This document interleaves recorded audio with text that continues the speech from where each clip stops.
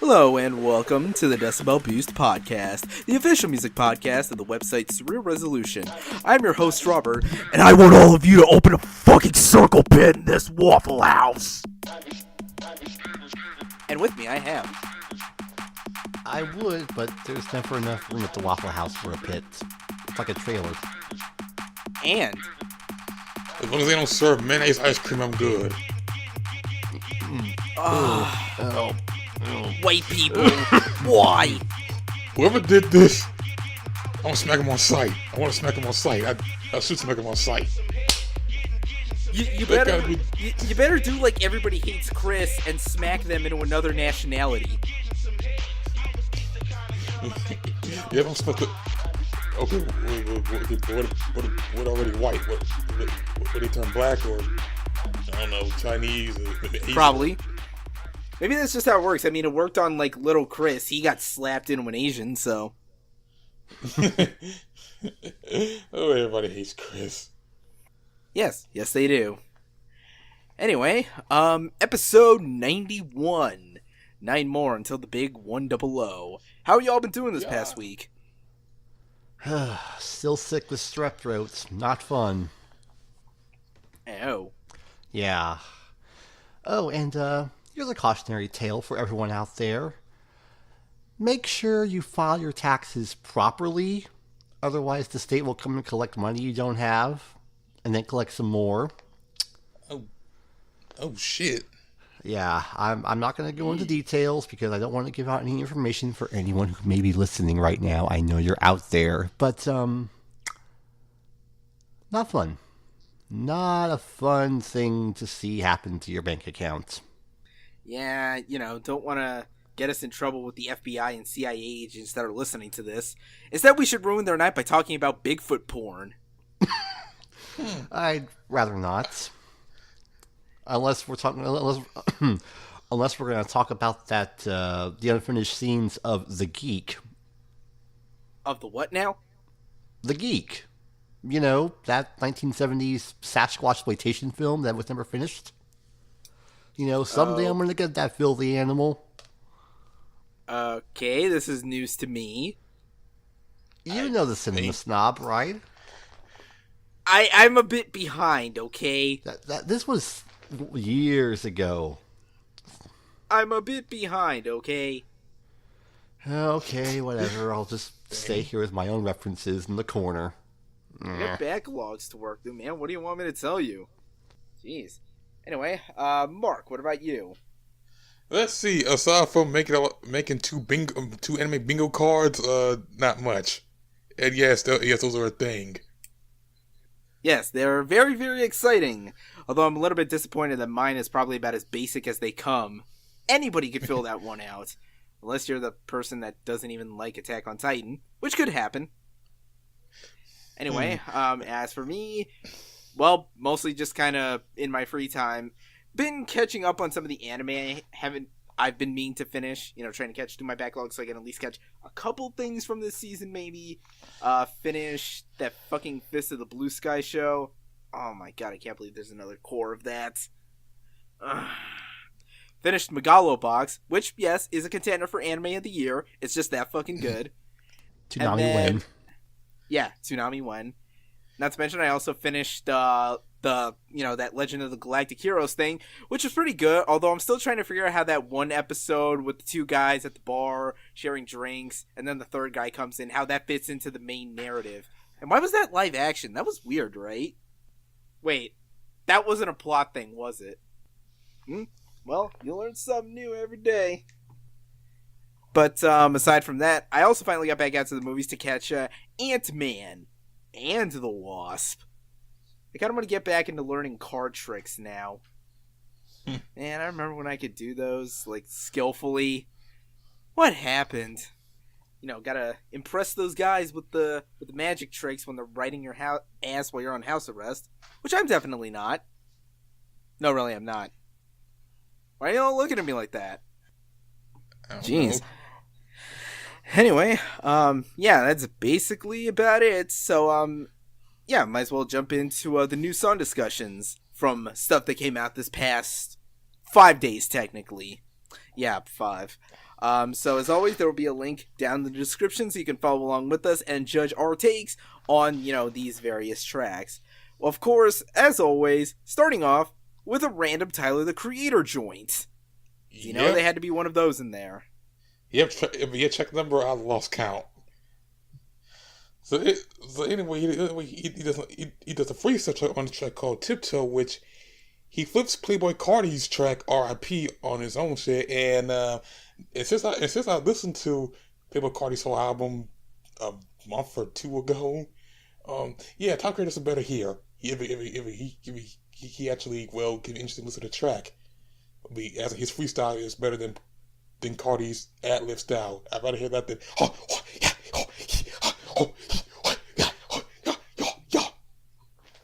Are you okay? That's just me. Did you just have like a hyperventilation attack? Quick, someone get Mark the needles that put him into anaphylactic shock or whatever the shit. We need to get the defibrillator. Clear. Okay, but yeah. Anyway, it's pretty solid. A solid freestyle that Tyler been dropping a lot of those lately. Hell, I think he even dropped a track a few weeks ago with A$AP Rocky because they're doing a project together, which is called Wang Sap. Which, okay, that should sound weird as fuck. It's like the opposite of Wingstop. Like, here's your wings with a lot of tree sap. And why mention tree sap? I don't know. But anyway, this that's joint's pretty nasty, good. man. But, it's a much appreciated freestyle, and definitely the most banger-ass track we've gotten out of Tyler from all of these loosies he's been leaving around. So, new album when? Probably next year. But, more importantly, when's season 2 of the Jellies? I mean, as me, I say, it might be next year. Oh, yeah, that's right. Oh, yeah, that's right. I forgot about that. Yes, we did. Or rather, I didn't. Anyway, let's move on from that to another Lucy track here. This one from Mr. Young Sinatra himself, Logic. Although, truth be told, I don't think this sounds much like album Logic or mixtape Logic. Let's say this is somewhere in the middle. Although, for some reason, he teamed up with the dude from One Republic. Yeah, that guy. I didn't even know those guys were still around. Apparently they are. They just not as popping.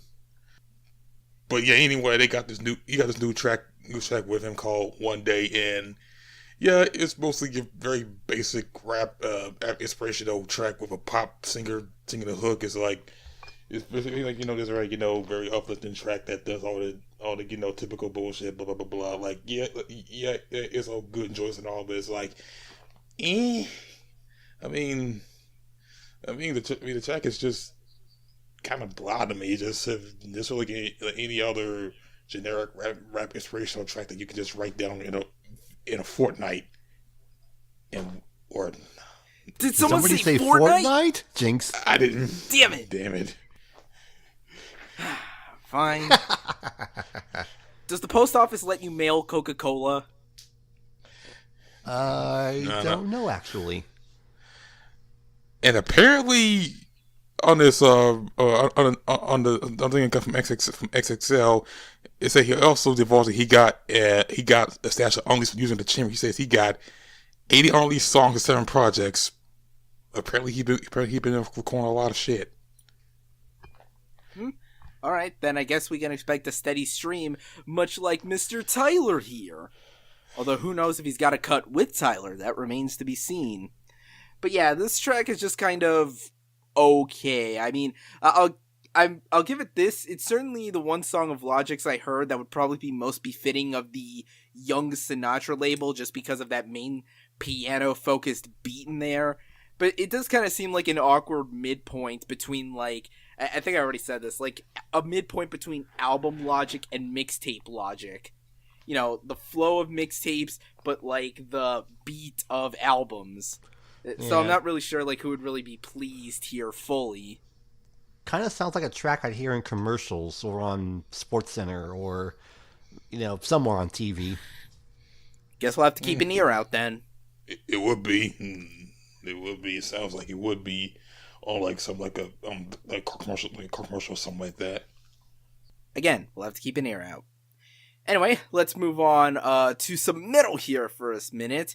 Those of you might remember, after Mr. Joey Jordison had departed from Slipknot, he started, like, I think 2 or 3 projects. I actually don't remember off the top of my head. There's another project he has with Jed Simon, of all people, but we haven't had an album yet. We're supposed to get it sometime next year, I think. All right, I'll keep that in mind. But anyway, one of the projects that he formed in the aftermath of that, Sinsaenum, is releasing a new album August 10th called Repulsion for Humanity. And, of course, we have the single from the album Nuit, Noire, which I'm probably pronouncing terribly. Or maybe I'm pronouncing it correctly. I really don't fucking know. But, yeah, I think I heard the previous album.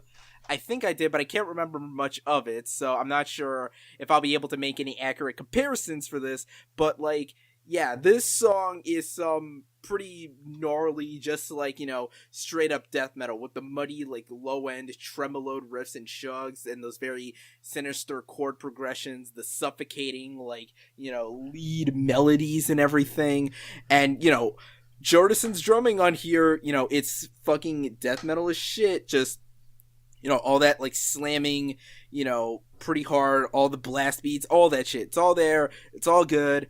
But, one thing that kind of bugs me a bit about the song, or maybe this is really the only thing that bugs me, is the production, because, don't get me wrong, everything is really, like, suffocating in its death metal atmospheres appropriately enough. But it kind of has that problem that some death metal production does, where everything is so suffocated that the nuances of the drumming are kind of lost in the mix. Like, just to kind of prove my point, I want you to listen to the song and try to tell me how many of the ride cymbal hits you can clearly make out in the mix. I guarantee you it'll be less than half. And that same kind of applies to the rest of the cymbal work too. That just kind of like gets drowned out in production like this for some reason. But I still like the song, you know, solid enough. It's some damn fine death metal. Pretty good track. Yeah, I will agree that the mixing on the drums are kind of not quite all the way there. And it is weird to see Joey Jordison play without a mask on. I just never separated the two. I didn't know he had that much of a beard. God damn. Yeah, he's also like really short too, like maybe 5'2", 5'3". Oh, I thought he was like just straight 5 even. Oh, let me do a quick search. With he's short. 5'3", 5'3". Oh damn, that means he's exactly as tall as me. For a second, I was thinking like, finally, a drummer that I'm taller than.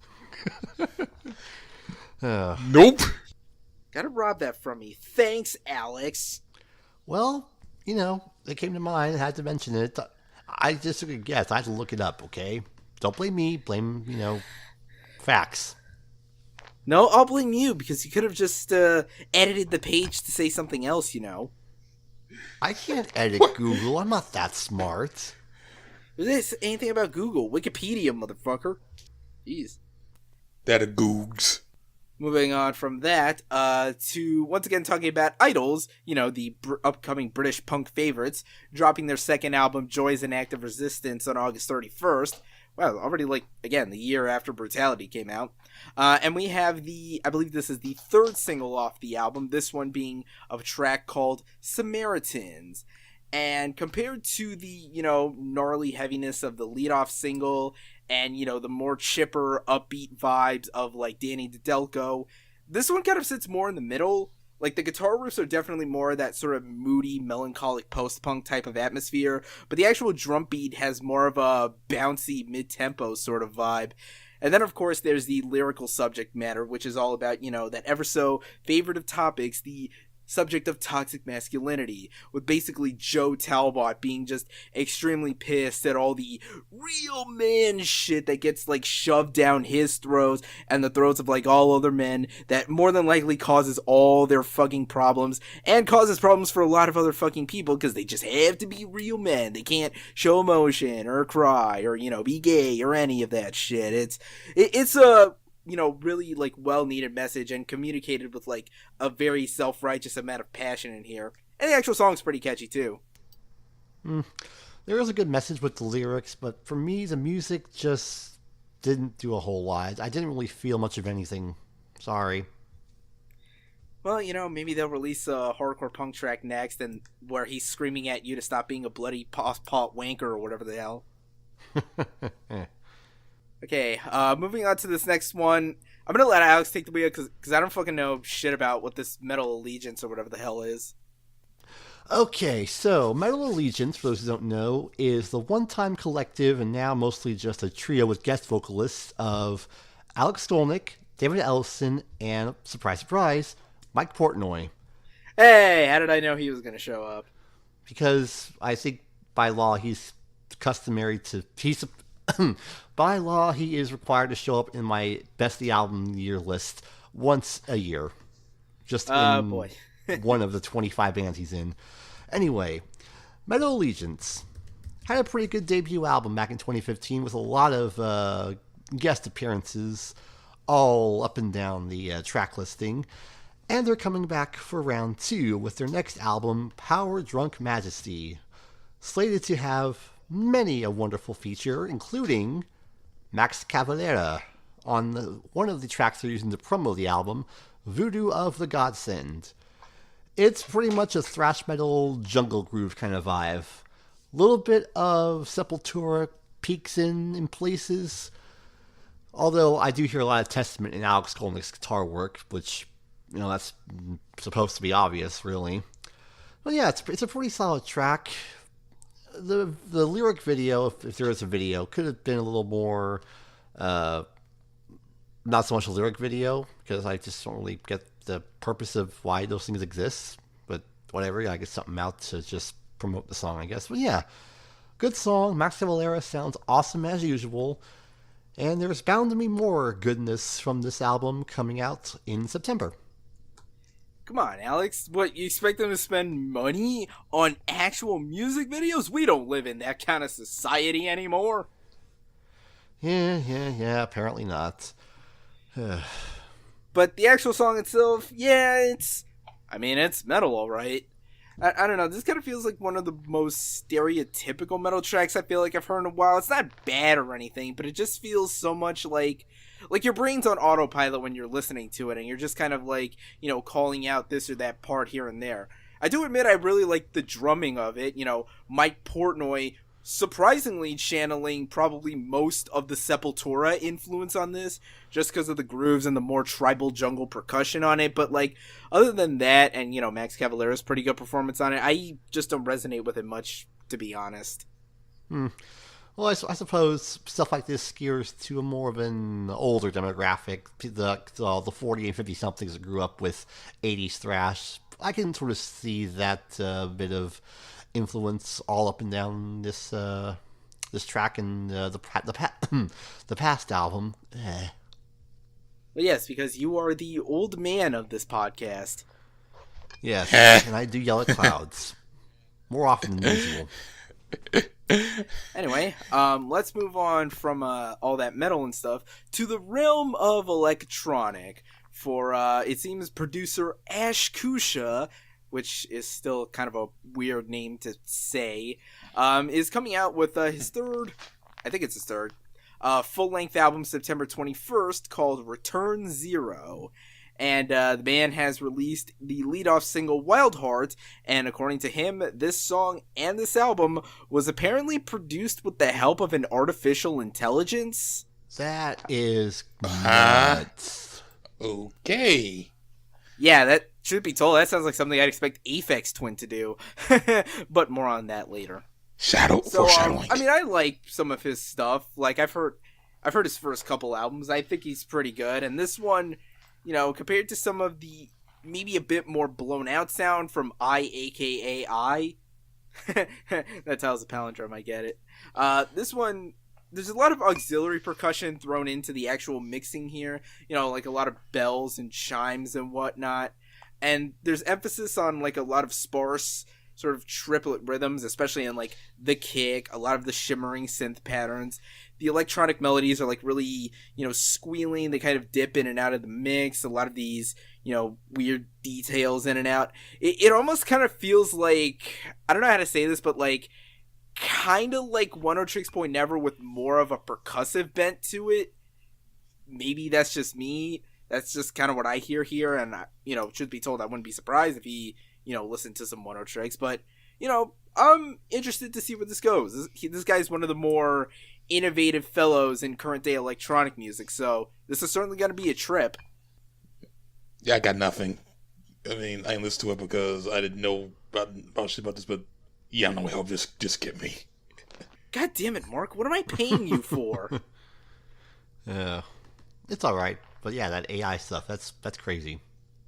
Anyway, let's move on from that to, okay, so apparently it looks like Prophets of Rage isn't the only time we're going to be hearing from these guys this year, because it seems guitarist Mr. Tom Morello has got a new solo album coming out October 12th called The Atlas Underground. Is this his first? I'm actually not sure if it's his first. He did an album a while ago. I believe it was Tom Morello, The Night Watchman, but that was an acoustic album. Oh, I think I remember that. I'm just trying to make sure I'm not getting confused with that album he did with Boots Riley. Anyway, so yeah, The Atlas Underground, October 12th, and we even have the full track list, and this thing has got like a whole bunch of collaborators on it. Yep. Just to name, this is just a small sampling here, like not including the songs we're going to bring up here. This album includes contributions from Steve Aoki and Rise Against's Tim McIlrath, Portugal, The Man, RZA and Jizza, and even Killer Mike and Big Boy. Oh, okay.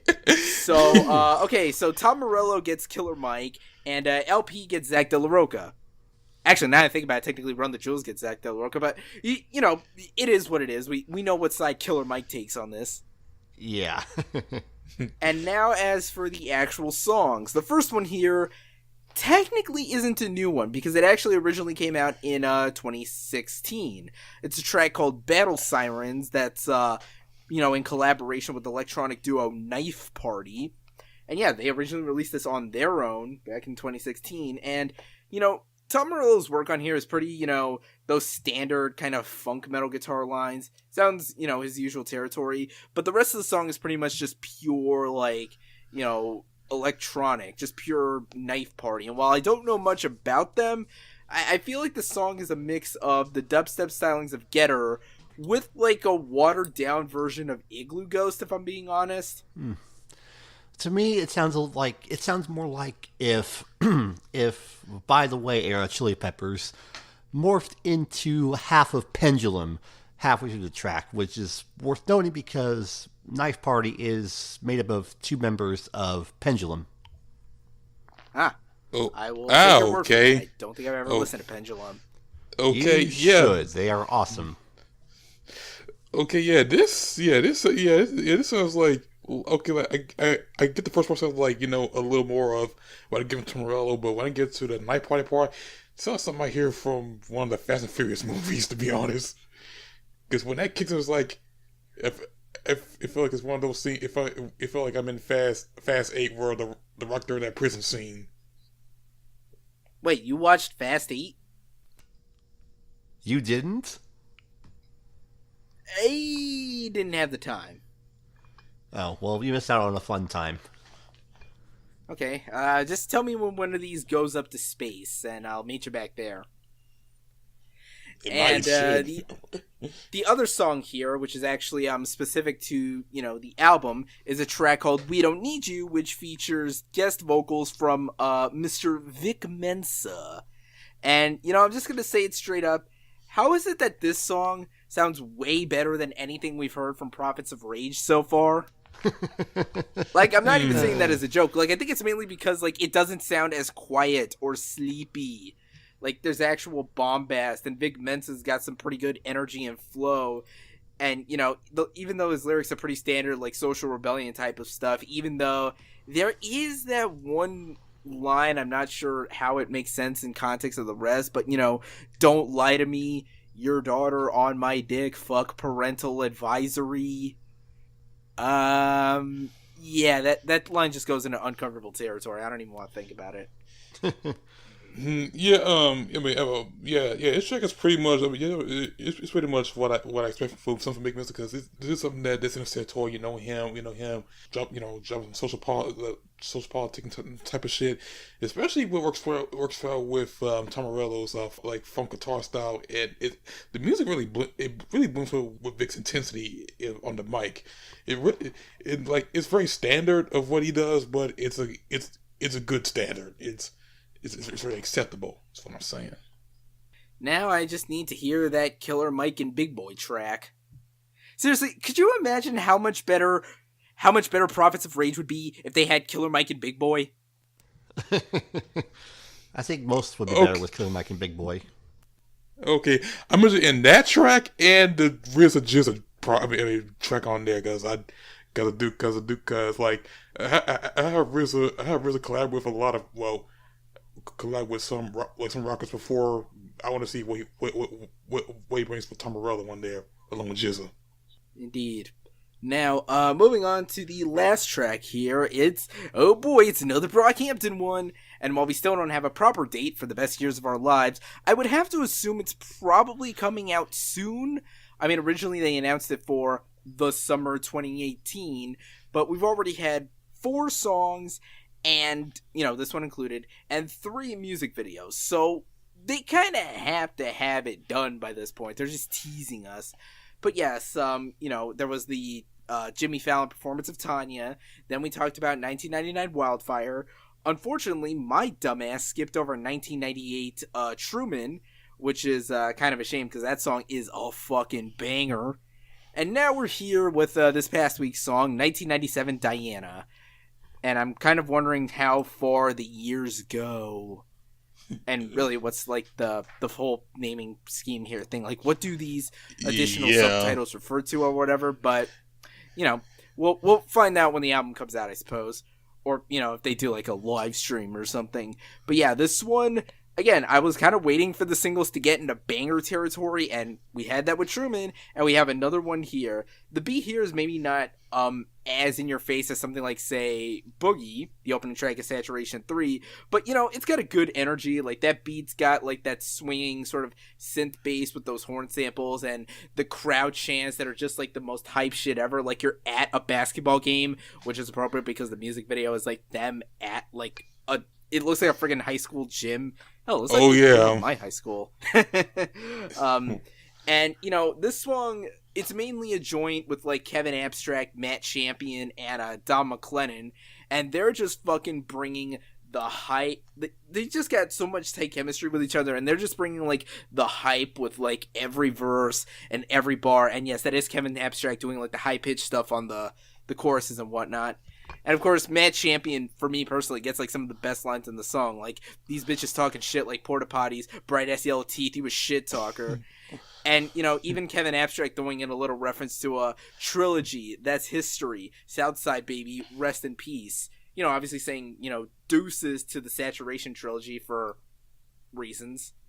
But yeah, this song is just like, I had to listen to it like at least 4 times because it was just like that fucking hype. God damn, son.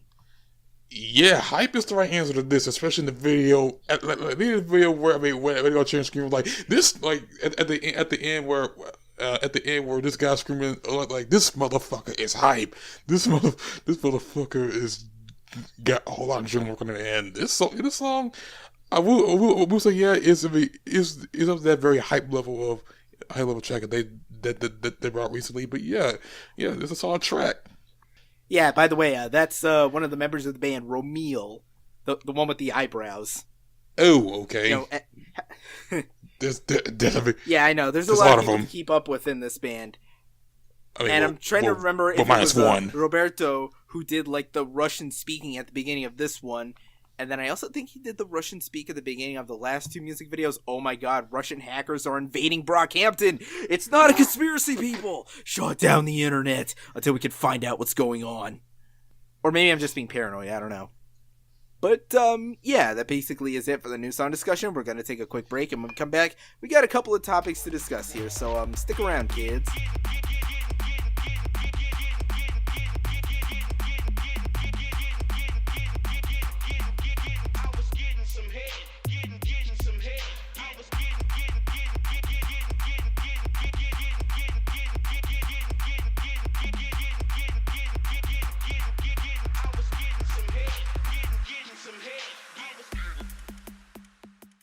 And we're back.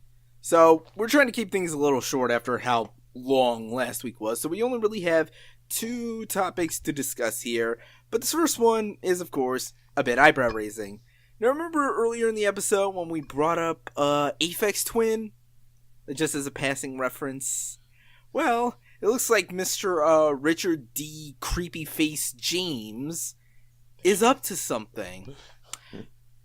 So, fans of his, who are lucky enough to live in London, the land of fish and chips and Jeremy Corbyn, they noticed something in the walls of, let me see what the name here says, the Elephant and Castle Underground Station in London.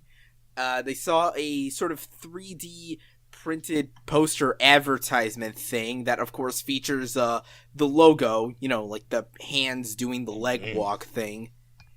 And yeah, first off, let me just say, I'm actually looking at the picture right now. That's fucking trippy. Yeah, like, it really is. I don't know if that was shit. I don't know if that was like edged into the wall or there was just a lot of clever like photography and shot composition in terms of making like the poster, but damn, that's impressive. Damn. Yeah, this shit is very impressive. Holy fuck! It's like if I touch it, I wonder if I don't know if I'm there or I don't know. It's a very intoxicating illusion. I'm poking through my computer screen right now, and I think I might have just broke my computer for some reason, but that's unrelated. But, yeah, so, of course, the big question here is, what does this mean? I mean, most of us are hoping it means a new album. I mean, don't get me wrong, he hasn't been, like, slouching on, the musical front or anything recently. But, it's obviously been about a good 4 years since his big comeback with his proper 2014 album, Zero. So, maybe he's had time to develop a proper full-length. We shall see, depending on, however many other weird places these designs show up. We shall see. And, wherever we can find his creepy fucking face. Seriously, he looks like a fucking Legend of Zelda boss with that face.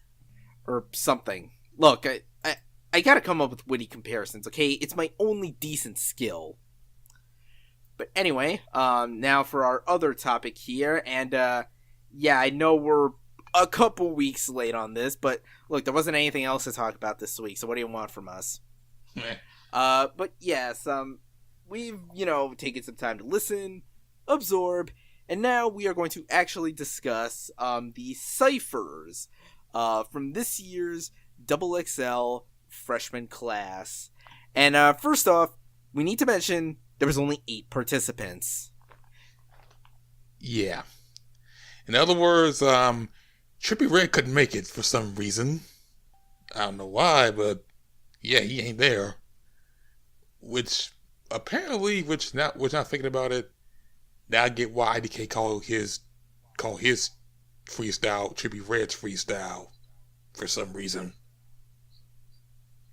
Personally, I choose to believe that IDK flexed on Trippie Redd so hard that he was just like, "Fuck it, I quit."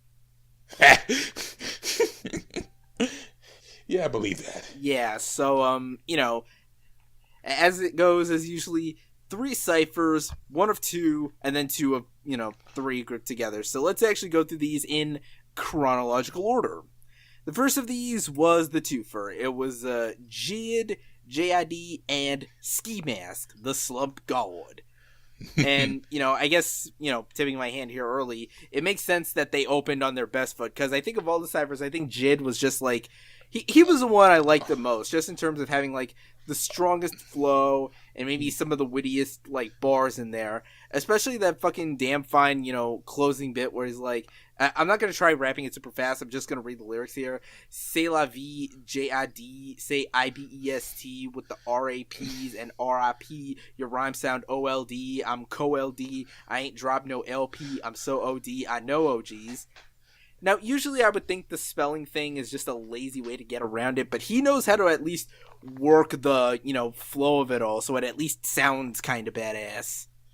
Yeah, That this got me...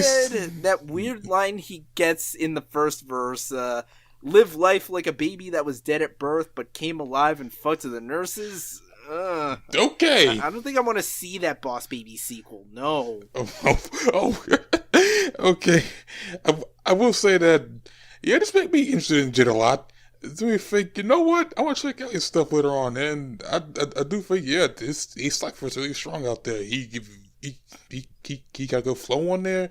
I like his verse on there with some weird shit in there that kind of got me head scratching. But all right, I'm kind of digging what he did.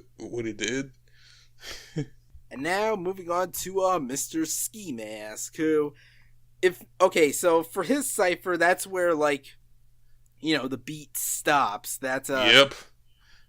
Shit, I can't remember who actually did the beats on these. Sunny Digital, that was one. I know it was the same guy who, like, I think he does it every year. He did it last year. That's what I remember. I know that much, yeah. But yeah, this one, I mean, the beat cuts, so, it lets his flow just go through. And to be fair, he's got a similar sort of, kind of energy and, doing that same, like, rapid fire triplet thing. But he gets some, and, I will give him credit. Unlike Kanye, he actually understands the historical origins of 300. It's Sparta. The Spartans weren't Romans. Read a book or play some Assassin's Creed. I don't know. Well, yeah. I will say like Ski Mask, the fuck Ski Mask, the Slump God got very interesting flow. Got very interesting flow on there, and especially he got the beat cut. Like he does sound good with the beat off him, because it is one of those where you're thinking, okay, this dude got some rapping shit. He spits rapping shit out there. All right, and I love the way and I love the way when he got like it was just like here comes Ski Mask, here comes like when he hears Ski Mask, like they got hype and excited for that shit. Oh shit, Ski Mask gonna rap now. Oh yeah. Shit. Yeah, that's yes. That's like you getting hype, and yeah, like it's all a fun freestyle. Like it's a pretty fun freestyle from there. Now, moving on to the second part of the cipher here. This one being the trio of YBN Namir, Stefflon Don, and Wife's Funeral. And just a quick spoiler. This is the only one where they don't really bounce off of each other necessarily. Like, okay, so Jid and Ski Mask, they're obviously, like, feeding into each other's hype, they're getting psyched and shit. And even with the last cipher, all the guys are very clearly, like, psyched to be there. They're all, like, bouncing off one another, flowing in and out of the, their verses and whatnot. But this one, like, none of that. Like, it almost feels like they didn't even want to be in the same room with each other. I think it's like, I think it's like just the version of like do your verse, say some shit, then go, cause like I feel like don't just feel like that. It's like last year when Amine did his, you guys really say I wish I was here right now. That's what I feel like most of them, like especially Stefflon Don, cause I felt like her cipher was okay. Like she does have that whole UK grind thing going on with her. I mean, it's alright, but I do feel like it's just just my verse, my shit. Like it's my shit. Not other two niggas. Why being the mirror, which I gotta say that sounds like a scream or a shout. The mirror. Yeah, it's like that thing like Gabriel Iglesias, like when you're drunk, you're either the I love you guy, the I hate you guy, or hey, mirror. Yes. Although that probably looked better if I had like a visual on it. Yeah, like I will say, like why you being the mirror? Like I ain't heard that much shit from him, and depending he's from where he's from, well here, where I'm at. At least in Birmingham, it's like his freestyle was. I mean, I didn't expect much from him, to be honest. It's like, okay, you did fine, you did all right, you did good, you got a okay flow. Like from there, I mean, like I said, I had low expectations to be. So it's like, okay. I mean, like, honestly, like, for me, him and Wife's Funeral are just kind of like Like, they were, like, sleepwalking through the verses. Like, you know, it almost sounded like they weren't even being, like, on beat half the time, even though they were doing, like, the triplet thing. And, you know, just, like, spouting bars about, like, you know, icing motherfuckers and diamonds and Chevy Impalas. But, you know, other than that, it's all just in one ear and out the other. Although, I guess that technically makes it better than this last cipher here, which is literally just, like, this feels like the dregs. They pile together, like, the lame-ass motherfuckers here. Yeah, this... Lil Pump, Black Boy JB, and Smoke Perp with 2 P's at the end. Yeah, like, this cipher felt more like a... It didn't feel like a cipher. It just felt like they tried to record a track together, because they come up doing ad-libs. They all keep doing... It's like when before, it's like... Okay, it's like, let's say you, me, and Alex do a cipher. It's like, I say some shit, but then you two ad-lib some shit, and you say some ridiculous shit like, and I say something like, you say like, oh, yeah, or whatever the fuck y'all want to say, or some ridiculous shit you thinking of, like. That's about as far as my rapping skills extend. and of course you get a little pump shouting out, it's sketty, what the that fucking word, it's I don't know what you say. Spaghetti. We get it, Pump. You want spaghetti. You can go to Eminem's house and his mom will make you some spaghetti. Just don't throw up. Well, you might. I don't know. and then you got Black Boy JB, who's he the one that flew in and out of my ear, to be honest. It's like a repeat of what he did on his track, or should I say Drake's track, Look Alive. It's like, oh, you're here. It's your track. Oh, okay. And I don't know, as for Smoke Perp, see last guy over there. What? I remember. He threatened to kill someone's grandma. Which I suppose is better than that one dude who threatened to have sex with your grandma. Okay. What the fuck was that guy's name? All I know is, you better hide your grandmama, cause I'll fuck her too. Or was that a 30 Rock gag? I don't remember. But yeah, like, he seems to be the one Smoke Perp that's trying the least. And, I mean, all I remember about Black Boy JB is that he seems like he's pretty much one of those guys who, in his cipher at least, he's obscuring the last syllable of every word in order to force a consistent rhyme scheme. Like, sorry if I sound like I'm going rap critic here, but that's just, you can tell he's trying to pave over, like, the fact that he can't really, you know, rhyme words. And, yeah, you know, to be fair, Lil Pump kind of does the same thing, except, like, he does it by rapping really fast. Because he has the fastest flow of the 3 guys here, but you can tell he's just kind of, like, slurring.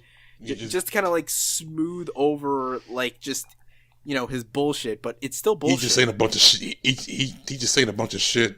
Matter of fact, they also say a bunch of shit, like, they say, oh, yeah, my mama, y'all, like, that shit. And he keeps talking about his wrists for some reason, like, okay, I mean, wrists are not that inherently fascinating, but, I mean, okay, if he takes interest in them. I'm not sure it's compelling enough to build a cipher around. I guess I'm about his watches on his wrist, even though it's like, oh, I gotta watch right here, and it tells time, make calls, watch videos, do all that shit. Like, I don't get the point of wristwatch anymore. It's like, you wear them to show them off. Like, it's show off shit, to be honest. Yeah, plus watches are a thing of the past, man. Haven't you read the Sky Mall catalog? It's all about Time Mug now. That's a David Cross reference for you stand-up fans out there. But yeah, basically, long story short, Jid and Ski Mask pretty much at the top. Maybe Stefflon Don there. Everyone else just kind of bleh. And yeah, Smoke Perp, are you even trying?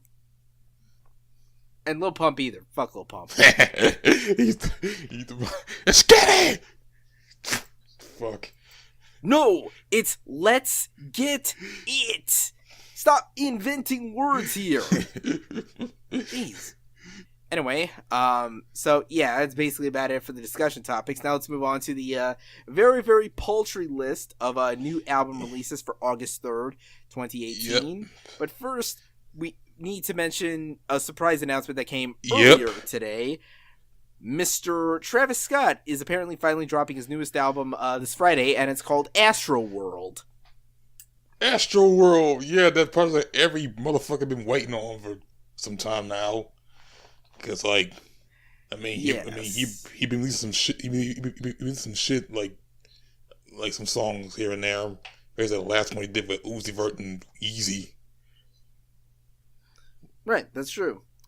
And as for the other stuff here, there's a newest album from technical death metaler Surreption with Monument of the End, a new project from Mac Miller with Swimming, and a new project from YG with Stay Dangerous.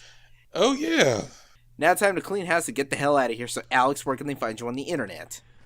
As always, Aura of Azure is the name, and if you find me, we should play Anime Bingo together. Or not. I really don't care either way. Mark, what about you? As usual, on Twitter at Meant to Have Media, where on Twitter I'll be posting Anime Bingo cards and maybe post about Wee Bear Bear shit. Speaking of that, visit my site, myHyper1.wordpress.com, where I'll be covering the latest episodes of Wee Bear Bears, or at least do two a day. Since they had to air all 8 episodes as of Monday, because I ain't doing no 8 8 reviews in one day. You gotta spread the shit out, man. Yes, he does. Now, as for me, you can find me on Twitter, Instagram, CuriousCat, at Rob Barracuda.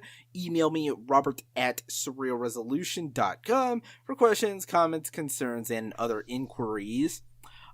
Be sure to subscribe to the podcast on Google Play and iTunes. New audio-only episodes go up every Wednesday. Video usually goes up by the weekend on the official YouTube channel of Surreal Resolution. Just subscribe, hit the bell tab so you're always notified when shit goes up there. Be sure to follow the website on Twitter at Surreal Rezo. Like us on Facebook. Of course, visit us surrealresolution.com and find this podcast on decibelboost.surrealresolution.com, where you can listen to our past episodes, and of course you can listen to the anime podcast O&A as well for anime content. Yes. Did I mention anime? Yes, now with original music by yours truly. Oh shit, that means he's finally getting closer to producing our mixtape. Yes, closer, slowly, step by step, one day at a time. Anyway, be sure to keep up with our written content if you want to see reviews of anime stuff like Banana Fish and Persona and Attack on Titan, which apparently has cowboys now. Yeah! Yeah. Man, I really got to get through the other shows I got to finish so I can watch that shit. And hopefully sometime this week I'll finally have a review up of Automata 2. I'm working on it. I'm still trying to process it. Stuff gets in the way. Yeah, and as for me, I'm hoping to get the review of Denzel Curry's Taboo sometime this week. But yeah. Who knows? Maybe you'll get them on the same date, 2 for 1.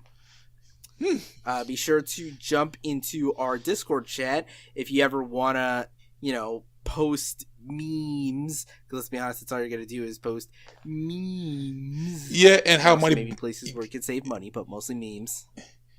Yeah. And shout out to producer Mr.E for graciously letting me use his music for this podcast.